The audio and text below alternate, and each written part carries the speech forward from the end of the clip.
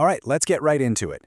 Today, we're going to crack the code of one of the most powerful tools in all of science, the periodic table. And here's the thing. We're not going to just memorize it. Nope, we are going to understand the beautiful logic behind it so you can actually use it to figure out how chemicals will behave. And hey, don't just take my word for it. Nobel laureate Glenn T. Seaborg himself called it arguably the most important concept in chemistry. So why is it such a big deal? Well, because it takes all the elements, everything that makes up our universe, and turns them from a random, chaotic jumble into an ordered, predictable family. It really is a map to the building blocks of everything. So that's the central question for us today, isn't it? The story of the periodic table, it's like a great detective story. It's about a bunch of brilliant people hunting for a hidden pattern in nature.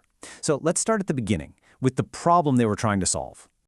Okay, so let's set the scene. Imagine you're a chemist back in the 19th century. It's an exciting time. New elements are being discovered left and right, but it's also, well, it's a huge mess. You've just got this long, growing list of stuff with no system, no organization at all. Just chaos. And this really shows you the scale of the problem. I mean, look at this. In 1800, we knew of only 31 elements. That's manageable, right? But by 1865, that number had more than doubled to over 63. The data was just piling up so fast, and you can imagine the urgent need for some kind of system to make sense of it all. It was becoming absolutely critical. So a lot of chemists tried to find a pattern. They really did. But the real breakthrough, the one that changed everything, came from a major shift in thinking. It was about building on the incredible work of Dmitri Mendeleev and then having Henry Moseley come along with a crucial insight that just unlocked the whole thing. Okay, this slide right here, this is the absolute game changer. Mendeleev, the original genius behind the table, arranged elements by their atomic mass. And you know what? It worked pretty well, mostly. But the modern periodic law, which we have thanks to Moseley, proved that the real organizing principle isn't mass at all. It's the atomic number. That is, the number of protons in an atom's nucleus. And that one tiny-sounding change from mass to number, it was everything. Suddenly, all the weird exceptions and oddities in Mendeleev's table, they just vanished. The map finally made perfect sense. It revealed this deep, fundamental connection between what an element is and how its electrons are structured. And that brings us to the actual structure of the table we use today. I mean, have you ever wondered why it has such a strange shape? Well, that shape isn't random in the slightest. It's a direct, visual map of how electrons arrange themselves inside an atom. You can think of it like a cosmic address book for every electron. So let's break that down. The table is split into these four main neighborhoods, or blocks: S, P, D, and F. An element's block tells you exactly what kind of orbital its outermost electrons are in. We call these the valence electrons, and they're the ones that do all the work. They're what get involved in chemical reactions. So just by knowing an element's block, you already know a ton about its chemical personality. Now, this logical structure, this is what gives the table its real superpower: prediction. Once you understand the layout, you can predict all sorts of things about an element's properties without having to memorize a single fact. This is where the table stops getting just a chart on the wall and becomes an incredibly powerful tool. So let's start with a really important trend: atomic radius. It's pretty simple. It's just the size of an atom, you know, the distance from the nucleus in the center, all the way out to its outermost cloud of electrons. So, how does this size change as we move around the table?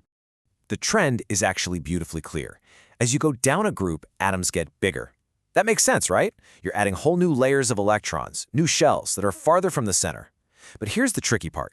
As you move from left to right across a period, the atoms actually get smaller. Now, why is that?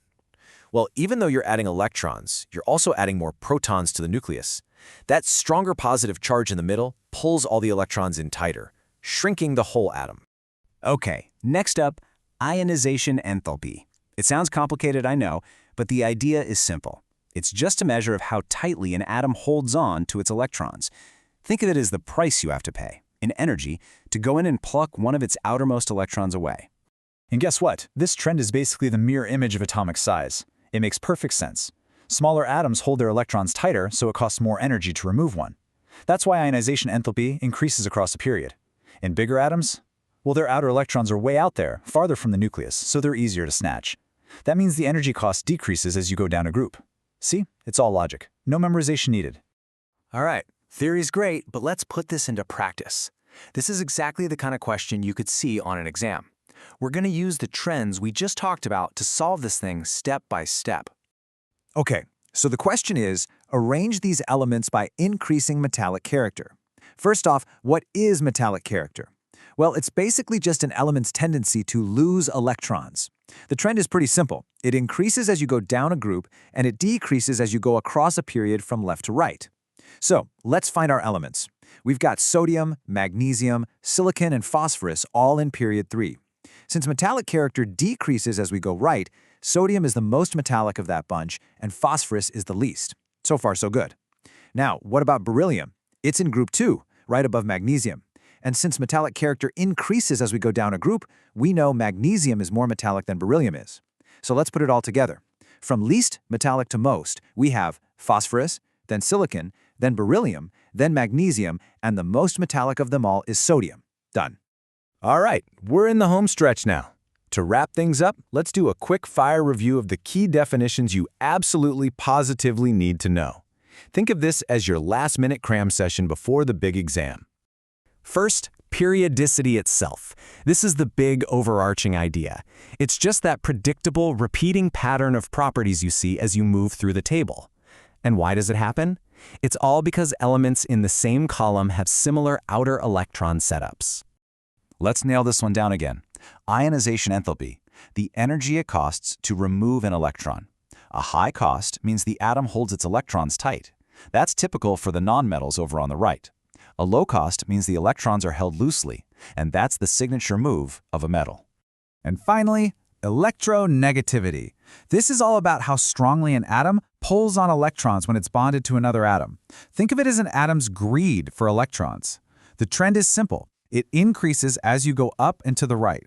That makes fluorine, sitting up there in the top right corner, the most electronegative element of them all.